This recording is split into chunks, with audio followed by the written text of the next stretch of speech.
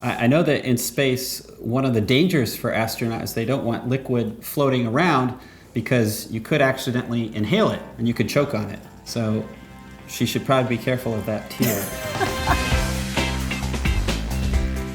My name is Jason Rhodes and I'm an astrophysicist. My name is ALINA KIESSLING and I am an astrophysicist. ALINA and I are going to be reviewing movies about space today. We both watch sci-fi movies. I'm a fan of Star Trek and Star Wars, and I like sci-fi even if it isn't always entirely believable. So this is the movie Gravity. I remember when we saw this movie, I thought in every scene, if this movie was realistic, she would have died in every scene. Absolutely. This was actually a difficult one to watch from a science perspective. You could see a tear drifting away from her face. Of course, water doesn't roll down your face in zero gravity, and it would ball up like that and float away. Well, I think that maybe it would get stuck in her eye and she would actually have to move it out. That wouldn't be nearly as cinematic. No, it wouldn't. With the tear, the accuracy there is probably close to an 8 out of 10. The movie itself is closer to a 1 out of 10 because she'd be dead every time. So we've got the movie Interstellar here, and they're talking about getting away from a black hole. We have to shed the weight to escape the gravity. Newton's third law. The only way humans have ever figured out of getting somewhere is to leave something behind. There's a law of conservation of momentum. In space, if I were to throw something this way, I would start to move this way. And that's what they're talking about doing. Would it not just immediately suck you in? Is that not what black holes do? It wouldn't necessarily immediately suck you in, but if you did get sucked into a black hole, if you got sucked in feet first, your feet would be pulled so much harder than your head, you'd literally be pulled apart. But it's kind of cool. What Jason was just talking about has the name, officially, spaghettification. You turn into a piece of spaghetti because it stretches you out.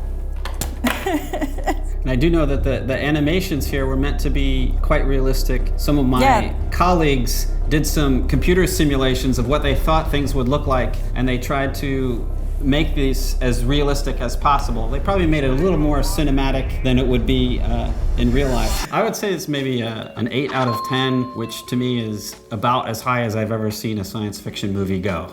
Yeah, they had really good science consultants on this film who we actually know and recently won a Nobel Prize. Yeah.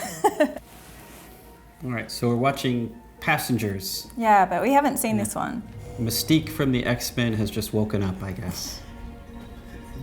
And she's going for a swim in a spaceship. That's pretty awesome. Oh, well, but now they've got gravity loss. loss. Okay, so it stopped spinning, I guess, and the so water is starting to leave the pool. Yeah, she might be in some trouble. Yeah. Just like in gravity, if she were to swim and push against it, she could get to the edge. Now gravity's turning back on in the ship. Oh, everybody's falling, including the water. It wouldn't happen quite that fast.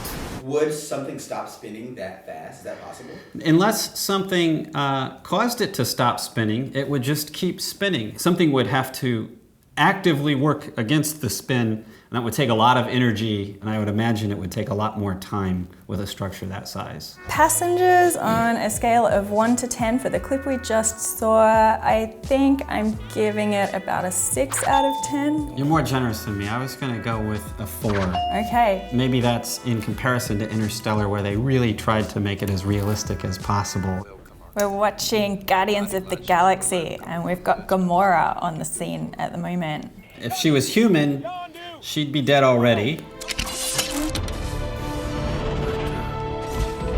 And he opened the pod door, and we didn't see any air escaping, and we didn't see the pod going the other way as the air rushed out. His skin is freezing, which is accurate, except he's not dead, and his eyes are still working. They would have frozen instantly. But then, like, he's half God, right? That's true. His father is a sentient planet, so he has that going for him.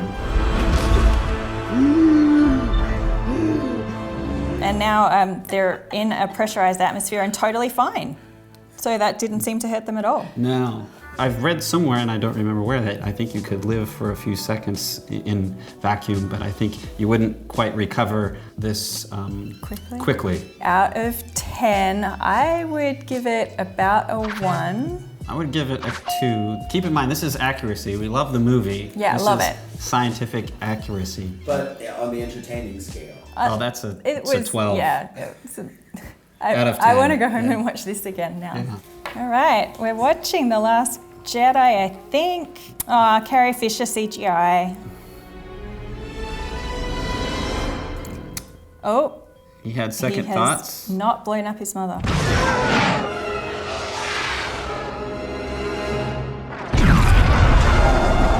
There was an explosion and everything was sucked out of the hole that was created by the explosion. That's pretty accurate. Like with Star-Lord and Gamora, Princess Leia's skin is starting to freeze and she's wisely not opened her hands. She's also opened her eyes? Sorry, opened her eyes. Now she's opened her eyes and they are not frozen. So when you're allowed to use the Force, all bets are off. Yeah. Physics doesn't have to be obeyed. They opened a door, and what would have happened really is that lots of air would have rushed out into the vacuum of space and probably pushed her out again. Yeah, and the people that were right there at that door when it opened, I imagine that they would have also been like sucked out pretty violently. Yes. Out of 10 for Star Wars, I am giving it a 1 again. I might go with a 1 or 2, maybe a 2. Maybe a 2 because the air flew out in the first explosion. All right, we're looking at the movie Total Recall here, but I haven't seen it. Oh, and they've lost gravity. They lost gravity and everyone started to float. Yep, they lost the gravity very quickly.